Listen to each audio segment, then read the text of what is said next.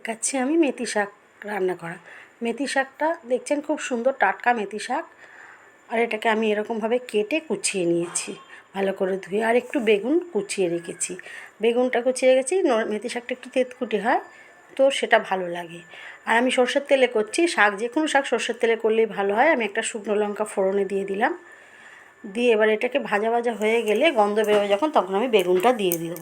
বেগুনটা দিয়ে একটু নাড়াচাড়া করে আমি দুটো কাঁচা লঙ্কা দিয়ে দেবো, দিয়ে আর একটু নাড়াচাড়া করে যখন ভাজা ভাজা একটু হলুদ দিয়ে দিলাম, দিয়ে একটু ভাজা ভাজা হয়ে যাবে, কারণ আমি নুনটা একটু পরে দিলাম, কারণ ভাজা ভাজা না হলে ভাজা হবে না, নুন দিলে জল ছেড়ে যাবে, সেই জন্য আমি নুনটা একটু পরে দিলাম। এরপরে আমি ভাজা ভাজা হয়ে গেলে আমি শাকটা ঢেলে দিলাম। শাকটা দিয়ে এবার খুব ভালো করে আমি একটু নাড়াচাড়া করে নেবো।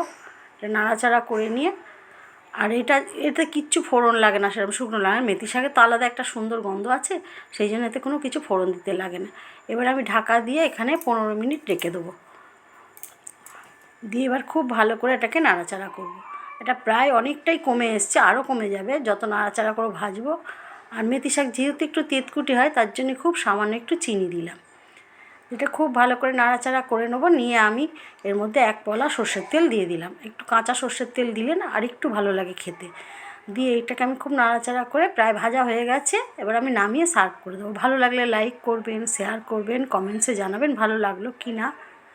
আর ইউটিউবে যদি দেখেন সাবস্ক্রাইব করবেন, আর আমার ফেসবুকে ফলো করবেন।